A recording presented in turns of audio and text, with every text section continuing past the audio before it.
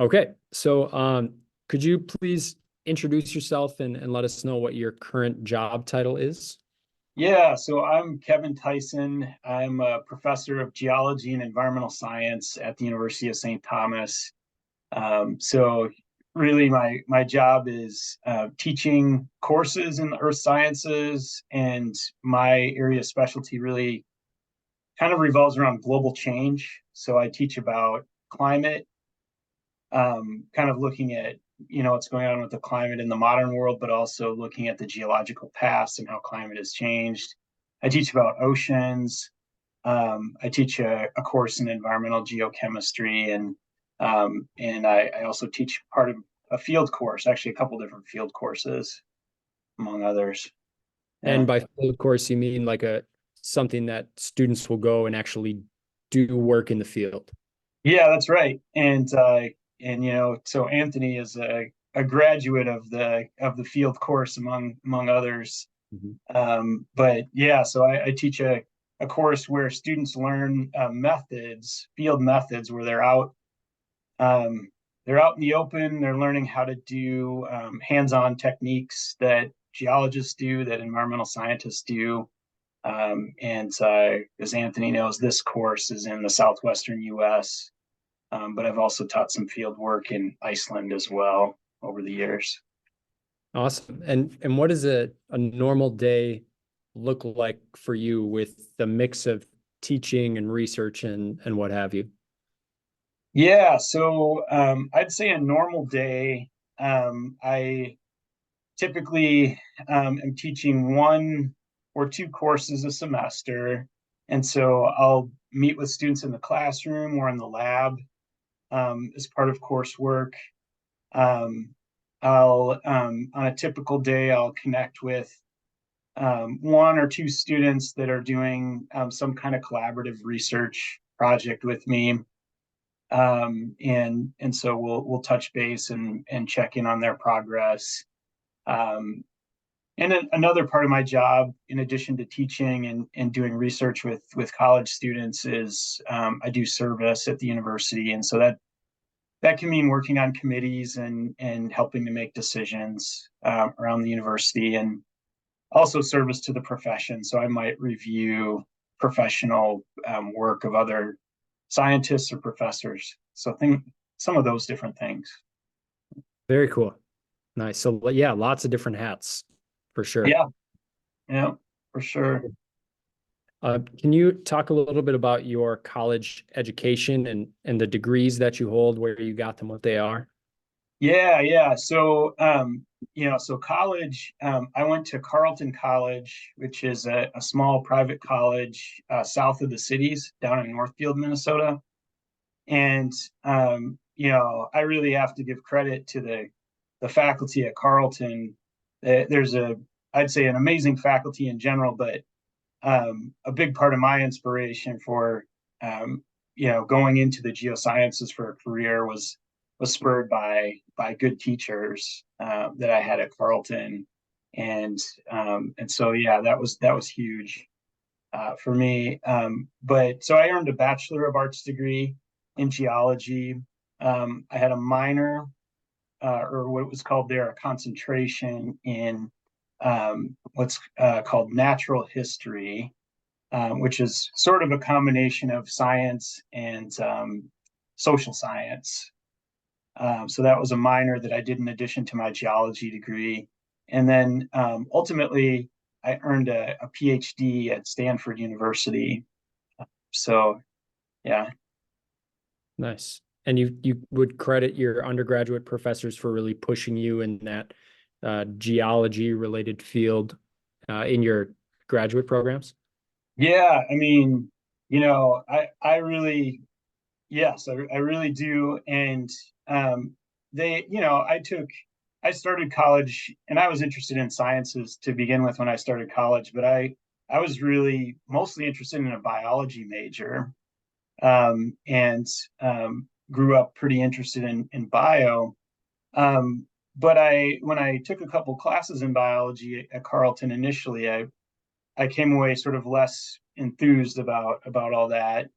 But the very first geology course that I took, the professor not only was a good teacher, but also sort of invited me into science, right? And presented me with an opportunity to do an internship in geology to get more experience outside of the classroom. And so it was sort of things like that, kind of going the extra step. I think that was a really big deal. So yeah. That's cool to hear. Cool to hear.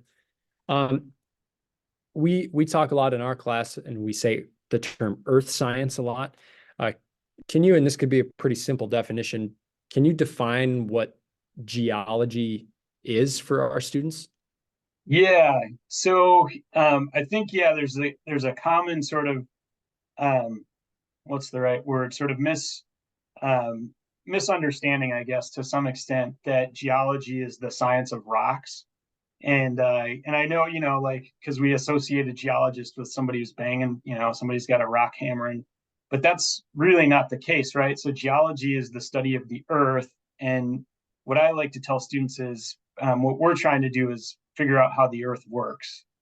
And so, yeah, a geoscientist or an earth scientist is in some way or another, they're studying the earth and they're trying to figure out how the earth works or how some system within the earth works to some extent. Sure. Seeing the interaction of these different things or systems on or in the earth and how they interact. That's right. Awesome. Yeah. Thinking about some of your students, and if someone were to graduate from Rosemount High School and come to the University of St. Thomas looking for a degree in geology, what are some different careers that they could go into with a geology degree? Yeah. Is there any way I can share my screen with you, Anthony? For I sure. think let me do that. Oh wait, it says host disabled. So There we go. I'll start describing, and if you're able to enable it, let me know. But anyway, so just thinking about graduates that I've had in the earth sciences, they've really gone in a lot of different directions. So I'll try to share my screen here. This is what I'm going to share as a poster. You can see it's called Geoscience for the Future, but this is a poster that I share with my college students too. And I think sometimes students are surprised at all the different things you can do with a geoscience career. So I'm just going to sort of summarize a few of those things, starting kind of at the base. There's a lot of people with a geology background in our region that do things with water and like the water supply. So this hydrogeology, which is down towards the bottom there, those are geoscientists that look at groundwater and really are important in thinking about making sure we have got a good solid water supply and that it stays clean and uncontaminated. There are engineering geologists, so maybe if you have interest not only in geology but also some of the skills that are involved in engineering, building things or designing things, systems, right? There's a place for people like that in geology. Science outreach and communication and teaching, right? Students there have two UST grads with geoscience degrees at least. Maybe there's even more. So there's a place absolutely for education. A lot of the way the world's going now is into renewable energy, and so basically trying to power our world without putting fossil fuel emissions out there. So we're going to need more people with backgrounds in how to supply those renewable energy sources, right? Whether it's wind or hydro or solar, even geothermal, right? There are some places in our country where you can do that. Um, you know, Oceanographers, they study what's going on right where the blue planet. So there are folks, grads that I've had that have gone into some field that's connected to oceanography. Um, Thinking of recent graduates that I've had in geology, a lot of them are working at local firms where they do some combination of hydrogeology and working with engineers and interacting with engineers around water related issues and around the kind of thinking about development, right? So if a company wants to build or remodel on a site, they need to talk to somebody with geologist background to know what they're getting into. And so there are a lot of our graduates that work for firms like that. Some of them are private firms, some of them are state agencies like the Department of Natural Resources, and the Pollution Control Agency is another one I can think of kind of immediately. That's kind of a quick overview, but what I really hope to get across here is that there are a lot of different possibilities that students can think about, even when you're in high school. And that's not even talking about geohazards, right? Mostly because we don't have a lot of them here in Minnesota. But if you're living someplace that's earthquake prone or volcano prone, that's a huge thing as well. So Sure. And with all of the different, I mean, Minnesota is the land of 10,000 lakes, right? It makes sense that there's a lot of groundwater related fields here in Minnesota, or even looking at rivers and such in Minnesota as well. yeah, that's right. And that's, I kind of alluded to it, but it's a big field within the geosciences. My colleague Jenny McDermott is a hydrogeologist and teaches that topic at St. Thomas, and it's a really important one for getting a job in this region, for sure. So Yeah, cool. yeah. So there's lots of options, Minnesota, but also coastal and around the United States and even worldwide as well, it sounds like, with a geoscience degree.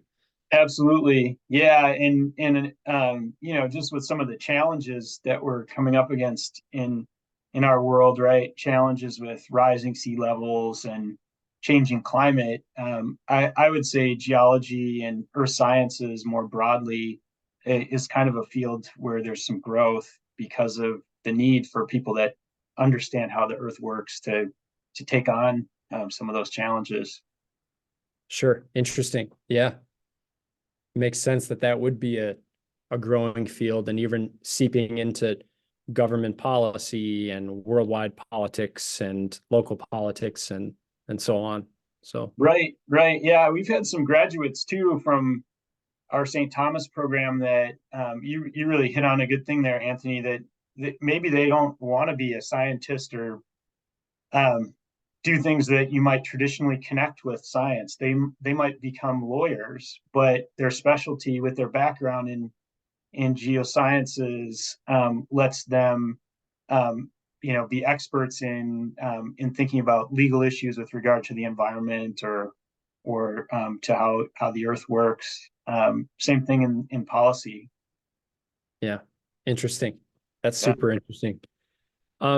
Thinking as your role of a college professor now, like we have freshmen here, we have ninth grade students. So if you yourself could go back in time, what skills would you have liked to hone a little bit better in high school that would have prepared you better for a career in science? Yeah, I think one of the things that students should really take advantage of, and that I think is super cool, is that you actually have like a course, it sounds like, in earth sciences, like a whole course. Is that right? Or maybe Yeah, more so than one? that's in our district has earth science as ninth grade, and then we have like a paleontology elective and a Minnesota biology elective and stuff like that. So we have some additional courses um, outside of like your core classes. Yeah. That's really cool. When I was in high school, we had an earth science unit that was maybe a few weeks long, and that was it. Mm. And so I got, plenty of biology and chemistry and physics, but I didn't really have an earth science course when I was in high school. And so, yeah, I think looking back, that would have certainly been really helpful eventually I got there and I got interested in the earth sciences, but having that opportunity, I think is great. And I know that Minnesota has now passed some legislation that earth sciences is going to be kind of across the curriculum rather than, certain schools choosing it. So take advantage of that, students. Um, and then, yeah, the other thing is, when I was in high school, I took, math classes, but I kind of wish I would have taken some of my math courses a little more seriously. And what I mean by that is, um, I fell into a little bit of the trap where, even though I was interested in science, I kind of felt like, oh, well, I don't need to take calculus until I'm in college because, I'm not going to really like use math that much in whatever I choose to do. And so, I got there eventually and did fine in calculus once I took it in college, but I could have taken more advantage of that opportunity and had a stronger background going into college. And I think having strong math skills helps any, certainly any scientist, but there's a number of other fields that students benefit from working on their math skills. And so yeah, that would be the other thing. Gotcha. That's good perspective. Um, Now thinking as a professor, what would you recommend to a freshman in high school who's planning on making the leap to a 2-year or a 4-year college or university? What should they do in high school to try to get the best experience possible to make it to that college level, if that makes sense? Yeah. I think in high school, um, one of the things that I would recommend is don't be afraid to try new things. I think you have a really good opportunity as a high school student to, maybe you've always wondered about, hey, what if I explored, this, photography, for example, maybe I'm interested.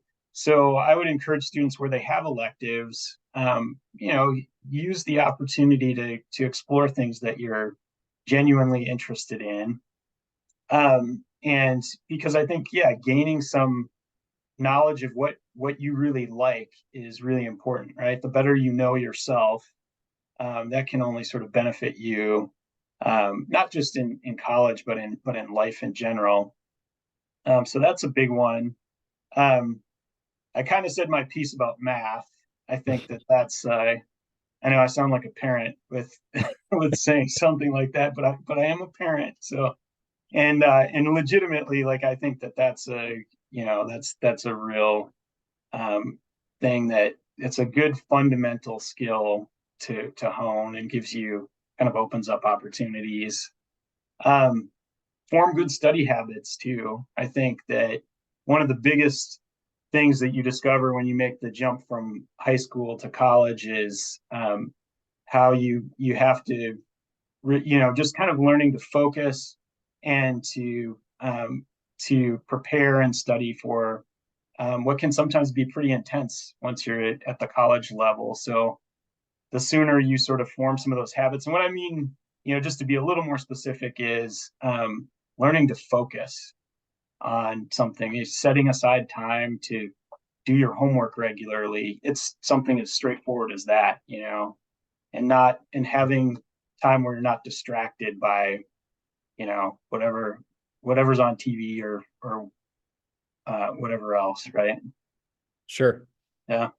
Yeah, that's good. And I mean, you just got out of finals week. You wrapped up finals week, right? So that still continues into college and is probably a little bit more intense than our finals week at a high school. Yeah, it's yeah, the students. I gave my final at 8 a.m. this morning, and people were kind of bleary eyed, and yeah, and usually you've got three or sometimes even four finals and during finals week, so yeah, it can be intense. Sure. So yeah, having those good skills and just kind of being able to chip away at things in a systematic kind of way, like that's definitely helps with your success. definitely. And as we wrap up today, I know this is going to be hard for someone who researches and teaches about climate, but if you could give your 60-second elevator speech of why a 14 or 15-year-old student today should be concerned about the climate around them. Why should they care? All right. So here's a direct example. I like to run, right? I'm a distance runner, and so in some of my free time, that's what I do. And this year, it was just crazy. Like the number, just having to think about air quality, right? That's something I never ever had to worry about before. So now I have this app on my phone where I have to look and kind of see, is it going to be a bad smoky air quality day where it's not really a good idea for me to be out there? Like it's not healthy air to be breathing when you're puffing and puffing away.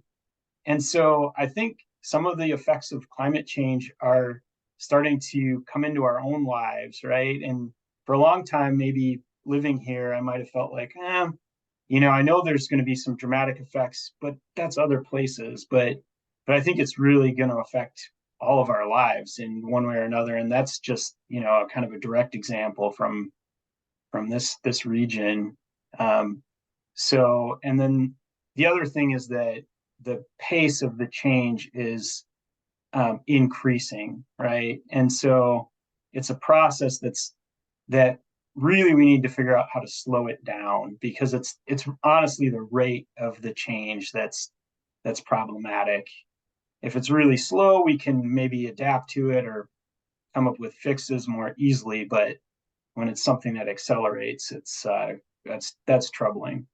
Sure. And by accelerates, meaning like amount of greenhouse gases or temperature or sea level rise or glacial ice melt, polar ice melt, all of the above. Yeah, sadly, all of the above.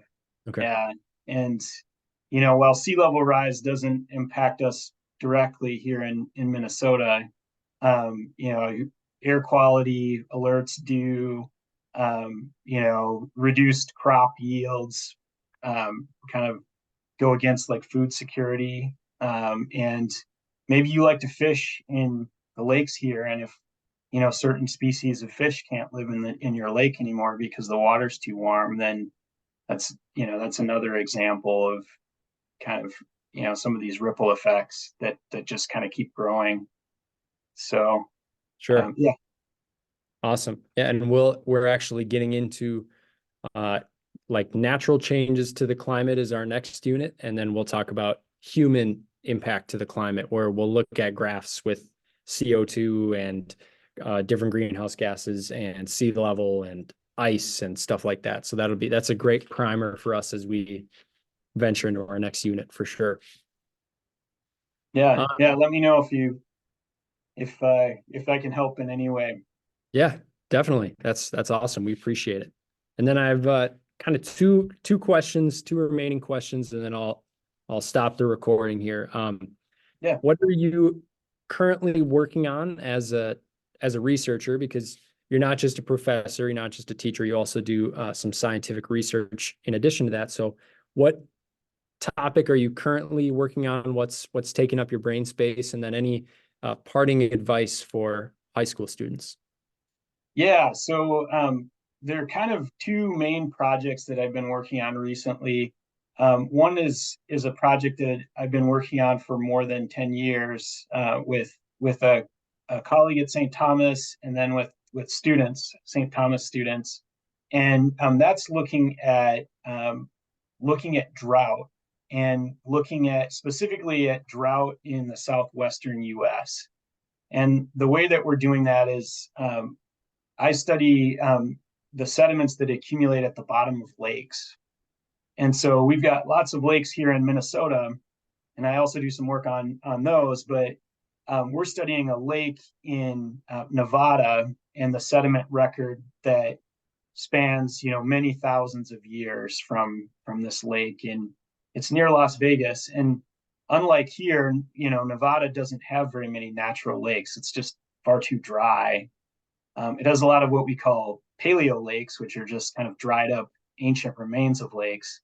But we have one of these actual existing lakes. So we're able to look at the sediments and some of the chemistry of the sediments and some of the kinds of other fingerprints, if you will, that are in those sediments, and they have given us a really good and detailed record of how frequently there were droughts in that region in the past. And so one of the more important findings, I think, from this research is that there was one really significant drought period that lasted about 1,000 years where conditions were drier than they are today. And Las Vegas has been in the midst, and that region has been in the midst of like a 20-year drought. But compared 20 years to like 1,000 years where it's mostly drought conditions, that's it gives us some perspective on what's going on now, and that relates to society in that area. So that's one thing. And then I have a more local project with some partners in the metro area that's focused in Forest Lake, and we're looking not at climate with that project, but some other kinds of impacts on lakes in Forest Lake, and mostly with like nutrients that are sometimes get too high in these lakes, like phosphorus and nitrogen related nutrients, phosphate and nitrate. And so again, we're looking at lake sediment cores, but we're looking at much shorter timescales, kind of the last 200 years. And we're helping the watershed district offices there make decisions around how they use their resources to protect lakes, so they can make good decisions. Sure. Yeah. That's cool. We talk about nitrates as well, and great. And runoff and stuff like that, and we'll get there in our third trimester. So maybe you'll make an appearance in a couple different settings further on here. Yeah, and that's really a goal of that project is to, in part we're generating data and doing things that you associate with scientists, but it's also about education, right? About like making folks in the community feel like they're part of the discussion. So I think that's an important thing that I hope to do and strive to do. Awesome. Sure. And any parting pieces of advice for our high schoolers as we venture into winter break and kind of buckle down for the rest of the year here? Like I said, take advantage of having an earth science course, and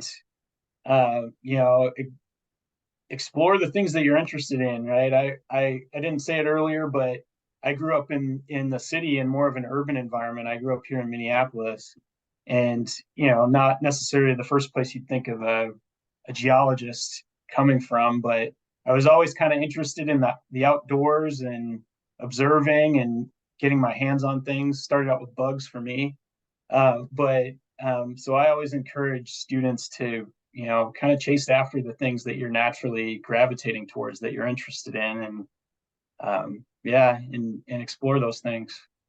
So awesome. Well, I will stop the recording here. Thanks again, Kevin. We appreciate it so much. Yeah, thank you, Anthony, and happy holidays to everybody out there.